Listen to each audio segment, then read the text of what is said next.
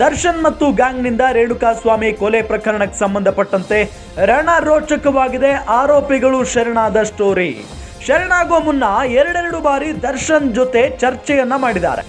ರಾತ್ರಿ ಶರಣಾಗ್ತೀನಿ ಎಂದವರು ಬೆಳಿಗ್ಗೆ ಉಲ್ಟಾ ಹೊಡೆದಿದ್ರು. ಪುನಃ ದರ್ಶನ್ ಭೇಟಿಗೆ ಮೈಸೂರಿಗೆ ಹೋಗಿದ್ರು ಆರೋಪಿಗಳು. ನಟ ದರ್ಶನ್ ಭೇಟಿ ಬಳಿಕವೇ ಆರೋಪಿಗಳು ಶರಣಾಗಿದ್ರು. ಠಾಣೆಗೆ ಶರಣಾಗಲು ಭಾನುವಾರ ರಾತ್ರಿ ಮಾತುಕತೆ ಆಗಿತ್ತು. ಅದರಂತೆ 4 ಆರೋಪಿಗಳು ಪೊಲೀಸರಿಗೆ ಶರಣಾಗಬೇಕಾಗಿತ್ತು. ಸೋಮವಾರ ಬೆಳಗ್ಗೆ 4 ಆರೋಪಿಗಳು ಶರಣಾಗಬೇಕಾಗಿತ್ತು.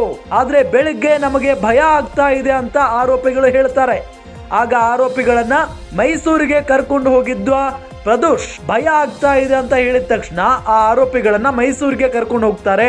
ಮೈಸೂರಿನಲ್ಲಿದ್ದ ದರ್ಶನ್ ಅವರನ್ನ ಆರೋಪಿಗಳು ಭೇಟಿ ಮಾಡ್ತಾರೆ. ಈ ವೇಳೆ ಎಲ್ಲಾ ಖರ್ಚು ವೆಚ್ಚ ನೋಡಿಕೊಳ್ತೀನಿ ಅಂತ ದರ್ಶನ್ ಹೇಳ್ತಾರೆ.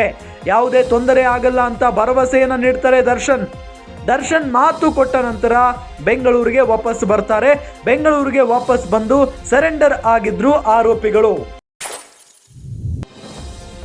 ಕೊಲೆಯಾದ ನಂತರ ಏನೆಲ್ಲ ನಡೆದಿದೆ ಅನ್ನೋದು ಒಂದೊಂದಾಗೆ ಬಯಲಾಗ್ತಾ ಇದೆ. ಈಗ ರಣರೋಚಕವಾಗಿದೆ ಆರೋಪಿಗಳು ಶರಣಾದಂತ ಒಂದು ಸ್ಟೋರಿ. ಶರಣಾಗುವ ಮುನ್ನ ಎರಡೆರಡು ಬಾರಿ ದರ್ಶನ್ ಅವರ ಜೊತೆಗೆ ಇವರು ಚರ್ಚೆಯನ್ನ ಮಾಡ್ತಾರೆ. ರಾತ್ರಿ ಶರಣಾಗ್ತೀನಿ ಅಂತ ಅಂದವರು ಬೆಳಗ್ಗೆ ಉಲ್ಟಾ ಹೊಡೆದು ಬಿಡ್ತಾರೆ, ನನಗೆ ಭಯ ಆಗ್ತಾ ಇದೆ ಅಂತ ಹೇಳಿ. ಪುನಃ ದರ್ಶನ್ ಭೇಟಿಗೆ ಮೈಸೂರಿಗೆ ಆರೋಪಿಗಳು ಹೋಗ್ತಾರೆ.